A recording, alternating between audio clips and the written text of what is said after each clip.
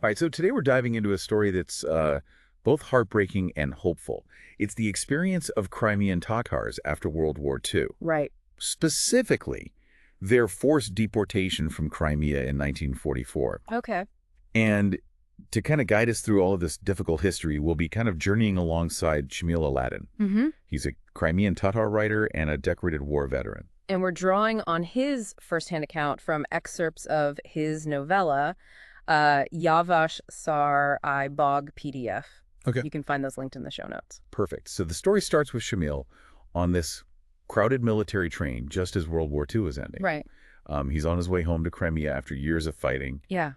Longing to reunite with his family. Of course. There's this real sense of anticipation, Yeah. but also this underlying unease. Yeah. Because rumors are flying amongst the soldiers about a mass deportation of Crimean Tatars. Oh, wow. And it's this chilling juxtaposition the novella is describing, wounded, scorched earth, Right. which is a visual we kind of expect after a war. Yeah. But then it also mentions women in bright dresses, Yeah. symbolizing this kind of fragile hope amidst the uncertainty. Absolutely. And it's that push and pull, that tension between hope and fear that really makes you invested in Shamil's experience. Yeah. He so desperately wants to believe that his home will be there to welcome him, but those rumors, they plant a seed of doubt that grows with every passing mile. And tragically, that seed blossoms into a truly devastating reality. Oh, no. When Shamil arrives in his hometown, his home is occupied by a stranger. Oh, wow. Someone who casually mentions the deportation as if it were nothing. Oh, my gosh. Can you imagine that? Yeah. Returning home, a war hero? Right. After risking your life for your country? Yeah. Only to be treated like a criminal in the land where you belong. It's truly unimaginable. And it's through his former neighbor, a Greek man, who was also targeted for deportation, Wow. that Shamil learns the awful truth. Yeah. Crimean Tatars were rounded up at dawn, given just minutes to gather their belongings. Oh my gosh. And herded onto trains. Wow.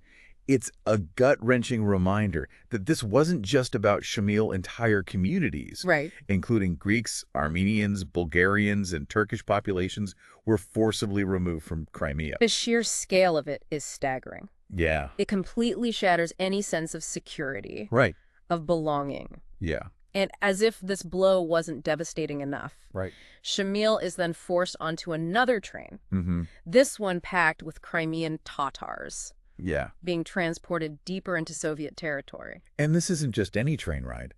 The novella describes horrific conditions. Yeah. Cramped, unsanitary, utterly dehumanizing. Oh, wow. And get that they're called luxury passengers by the authorities. Luxury passengers. It's absurd, right? It's darkly comical and at the same time incredibly tragic. Yeah. This detail, the luxury passengers label, Right. speaks volumes about the Soviet Union's propaganda machine. Mm-hmm. These were people stripped of their homes and dignity, Right. enduring inhumane treatment. Yet they're branded with a term that couldn't be further from the truth.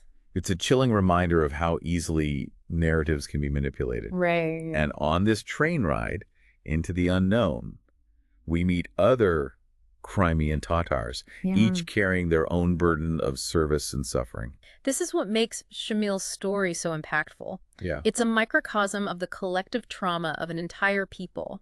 On this train, you have decorated war veterans, skilled medics, concentration camp survivors, Right. people from all walks of life, united by their shared heritage and this profound injustice. For example, we meet a decorated colonel who lost his family because they were aiding partisans, those who resisted the Nazi occupation. Right. Can you imagine surviving the war, Yeah. only to return home to such a devastating loss? It's truly unfathomable. Yeah. And then there's the young woman coming home from serving as a medic, only to be met not with gratitude, Right. but with deportation orders. Wow. Imagine the emotional whiplash, the profound sense of betrayal. And if that wasn't enough, Yeah.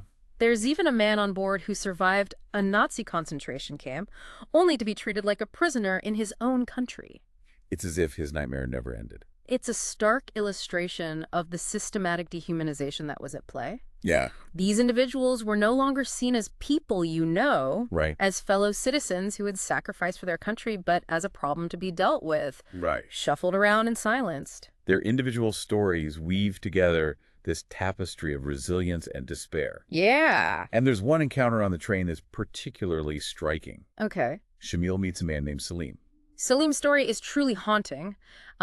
He had been imprisoned in a concentration camp during the war.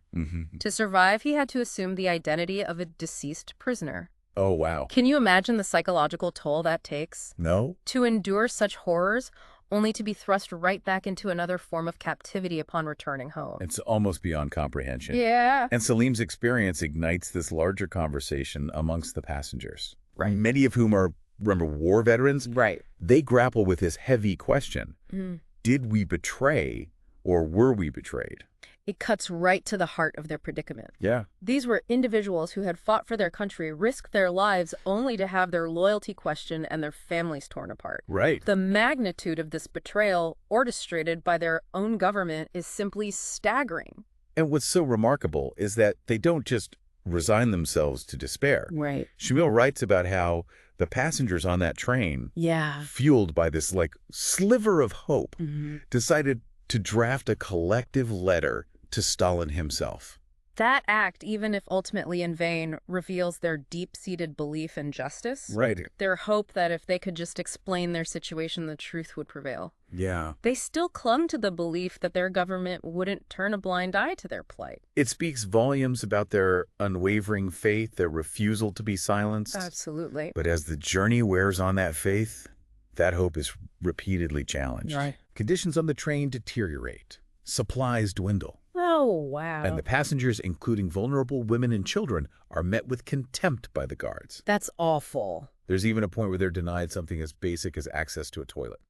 That particular detail, the denial of basic sanitation, is incredibly revealing. Yeah. It underscores the complete lack of empathy, the blatant disregard for their humanity. Right. The guards' behavior, their dehumanizing language, exposes the deeply ingrained prejudices fueling these actions. Right. These weren't just individuals blindly following orders. Right. There was a clear animosity towards the Crimean Tatars, a deliberate attempt to strip them of their dignity. This wasn't just logistical oversight. This was calculated cruelty. Yeah. And the novella doesn't shy away from the grim realities of their situation. Shamil describes how the train would be deliberately slammed in remote locations hidden from view. Almost as if the authorities wanted to keep their actions shrouded in secrecy. To maintain this facade of legitimacy while orchestrating these horrific deportations. Exactly. Yeah. It's a tactic used repeatedly throughout history. Right. By isolating the victims, by controlling the narrative, those in power can maintain their grip and avoid accountability. In the midst of this suffering, though, there's a poignant moment that speaks to the resilience of the human spirit. Okay. A woman on the train, Elzara, goes into labor. It's a stark reminder that even in the face of unimaginable hardship life, it persists. Yeah. But this birth, while a symbol of hope, also deepens the tragedy. Right. This child born into exile represents the future generations forced to bear the weight of this injustice. Imagine the mix of emotions on that train. Yeah. The passengers, despite their own exhaustion and hunger, rally around Elzara, helping her through the difficult labor. Yeah. But there's also this underlying fear. Yeah. This child is entering a world where its very existence is perceived as a threat. And that fear is compounded by the reaction of the guard when informed about the birth. Instead of offering assistance or even basic human decency, he mocks them. Wow. The novella quotes him as saying, well, how these Tatars breed, they haven't even arrived yet and their women are already giving birth. It's such a callous, dehumanizing response. It is. And tragically, as if mirroring the bleakness of their situation, the baby later dies. It's a devastating loss that truly highlights the precarity of their circumstances. Yeah. They were denied basic medical care, denied sanitation, denied even a moment of peace to grieve. Right. It's this relentless cycle of suffering, both physical and emotional. And that cycle doesn't end when the train finally reaches its destination. Right. They're met by more armed guards, herded like cattle, and forced to confront the stark reality of life in exile, which sadly is where we'll pick up in the next part of our deep dive. When the Crimean Tatars finally disembark that train, you almost get the sense that they're stepping out of one prison and into another. Right. It's a disheartening but accurate way to describe it. Their arrival in Uzbekistan is just another chapter in this saga of dehumanization. Right. We're treated like commodities. Wow. Inspected by potential employers. Right. Seeking cheap labor. It's as if their humanity, their individuality, has been completely stripped away, Right. reduced to their potential economic output. Precisely. These deportations weren't just about relocating people, they were about exploiting them, using their labor to bolster the Soviet economy. And in this environment, stripped of their homes and their dignity, Shamil and a handful of others find themselves at the mercy of a collective farm chairman named Kaidar. Now, collective farms, those were a cornerstone of Soviet agriculture. Right. Essentially, large state-run farms where farmers worked communally and had to meet quotas set by the government. So Kaidar, while he comes across as somewhat sympathetic, is still very much a part of this system, right? Absolutely. He's caught in the middle. You sense a degree of kindness from him. Okay. He offers Shamil and the others food and shelter, Okay. but he's also bound by the rules, by the fear of what might happen if he doesn't toe the line. It's like a constant reminder that even in this new environment, they're still under surveillance, their lives dictated by forces beyond their control. Exactly. And that's driven home even further when they're taken to their new home. Right. It's described as this dilapidated hut. Right. More cracks than walls. Hardly the comforting image of a fresh start. But then something interesting happens. Okay. They're presented with a feast. Mm-hmm. A seemingly endless spread of plov, this traditional Crimean Tatar rice dish. It's this strange, jarring juxtaposition, isn't it? It is. They've been ripped from their homes, labeled traitors, their lives turned upside down. Right. Yet here they are being offered this incredibly generous traditional meal. It's almost like a painful reminder of everything they've lost. A taste of their homeland in the heart of exile. Absolutely. It highlights the complex reality of their situation. Right. There's a degree of hospitality, even kindness. Yeah. But it's intertwined with this ever-present sense of surveillance. Right. The knowledge that their freedom is an illusion. Exactly. Despite all of this, Shamil and the other men are put to work repairing a road washed out by floods. It's backbreaking labor, but in a way, it provides them with a sense of purpose. Right. It's a way to channel their frustration, their grief, their anger into something tangible. It gives their days a structure, Right. a rhythm that helps them navigate this new reality. And through shared hardship, a sense of camaraderie blossoms between Shamil and the others. They lean on each other for support, finding strength in their shared experience. They create a microcosm of their lost community within this strange and often hostile environment. Yeah. It's a testament to the enduring power of human connection. But even in these small victories, this glimmer of hope, there's this persistent shadow following Shamil. Yeah. He's constantly reminded of his precarious position. Right. He's denied work repeatedly, subjected to suspicion, and his right to return to Crimea that's non-existent. Wow. Even after Stalin's death, when there's a supposed thaw in Soviet policies, those deep-rooted prejudices linger. It's important to remember that while Stalin's death brought about some changes, Yeah. the system he built, Right. the system that enabled this mass deportation, remained largely intact. Right. And within that system, Crimean Tatars continue to be viewed with suspicion, treated as outsiders. So even though there was this hope in the air with Stalin gone, the reality on the ground for Crimean Tatars remained largely unchanged. Sadly, yes. And that's a point that's really driven home by the 1956 decree lifting restrictions on deported peoples. Right. On the surface, it seemed like a victory, a step towards justice. But then came the caveat. Crimean Tatars were expressly forbidden from returning to Crimea. It feels like a cruel trick. Yeah.